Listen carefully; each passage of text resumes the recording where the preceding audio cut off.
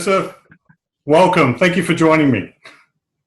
It's my pleasure, Dino, and thank you so much for having me on your show. It's a pleasure and an honor.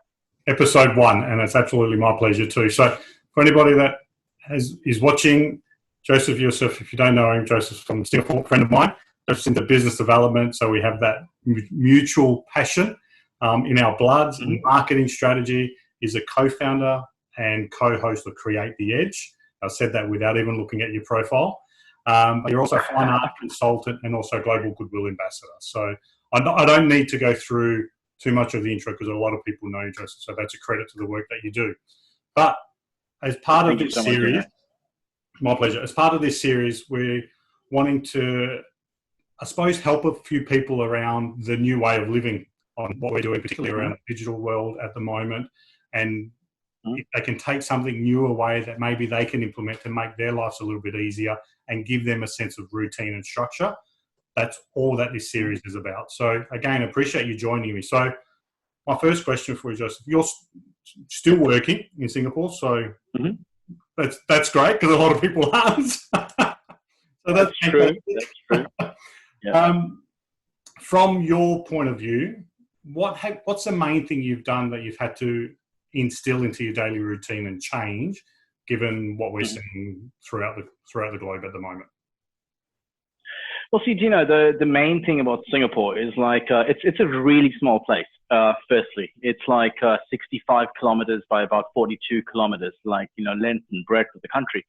But the way the government's actually sort of tackled this outbreak is absolutely phenomenal. So, things are all open. We're not under lockdown or under any movement bans or anything along those lines. So, work still goes on as per normal.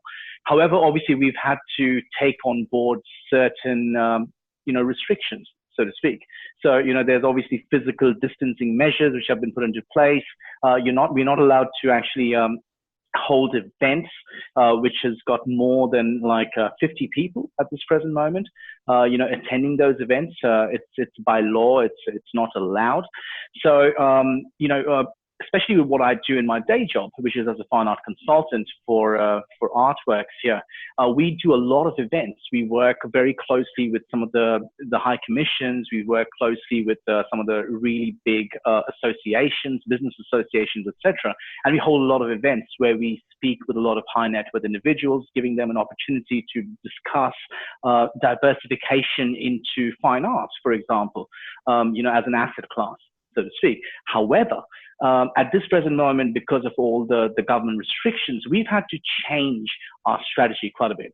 So, instead of meeting people face to face, there's a lot of interactions which are happening through Zoom calls and Skype calls, which, honestly speaking, social media is a huge assistance regarding that.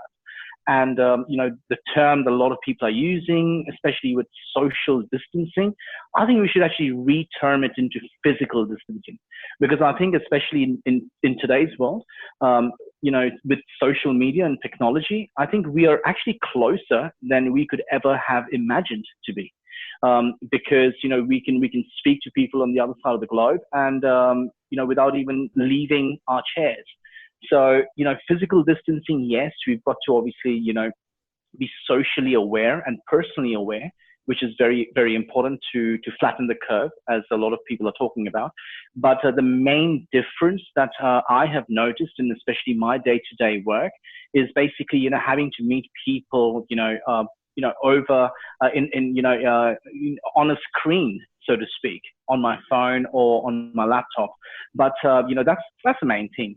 But that's the only difference because, the human connection that comes across, even though it's not as good as obviously being in front of one person, it's still to a certain extent the same because the people can see, feel, hear what you're trying to say and what you're trying to actually convey to them as a message. So, Singapore is not in lockdown yet. We're doing a great job here, and I'm still at work at this present moment, and towards the end of my working day at the moment, and it's a pleasure to join you here, Dino.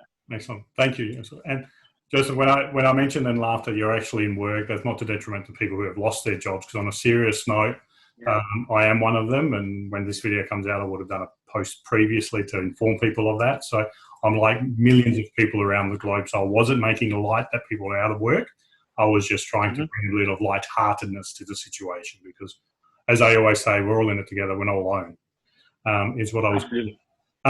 Joseph, my second part of it was we're seeing across social media a lot of positive stories coming out, a lot of people assisting the elderly here in Australia, doing gift baskets, celebrating people's birthdays from their driveway, which I just saw this afternoon. So people are adapting to this new way of living. Is there anything that your local community that you've seen that's really positive, or even something that you've done yourself that you might have seen either on the news or across social media? I mean, yeah, absolutely. I think, especially in the LinkedIn community, there's been so much empathy and kindness and compassion being shared with people around the globe.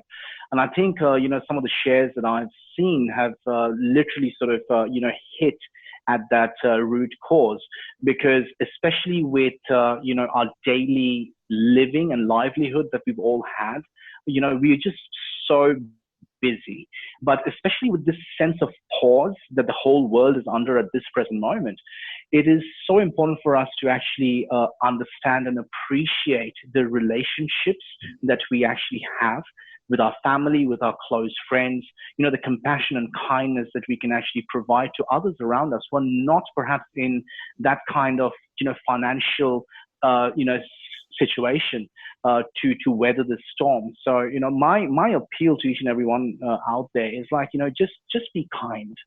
I mean, kindness opens the doors that one never knew even existed. And that's the most we can do, especially with people around us at this moment, because every single person is actually facing a battle, just at a different level against a different adversary. So, we need to be compassionate. We need to be empathetic with their situation, and we just need to just be ourselves, and we just need to be grateful for the little things in life.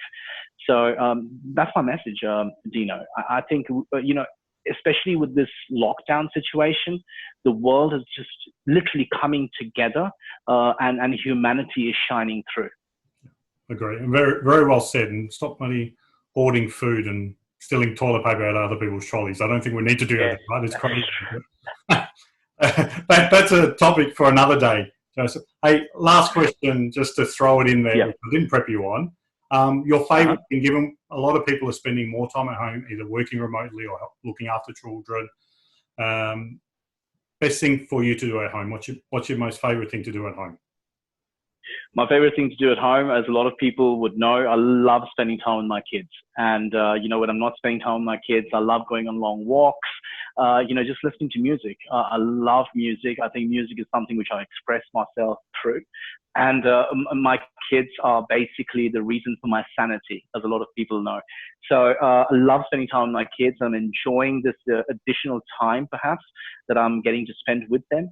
Because especially over the weekends, people think that obviously weekends are time for family. But when you go out, you get distracted by things which are around you. But when you're actually home, and you're actually spending time with your kids because you don't want to take them into a place which has got a lot of people around, obviously for social and physical distancing measures, you actually get to understand the importance of people who really matter to you when they're around you.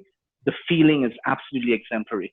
So I'm loving some additional time which I'm having to spend with my kids at this present moment, and absolutely loving it. So I think, yes, because I'm not perhaps spending, or rather working from home at this moment, I'm not cursing them yet, because I'm sure a lot of parents out there, who are working from home and who had schools closed, they're like, teachers, please take them back. Please take them back.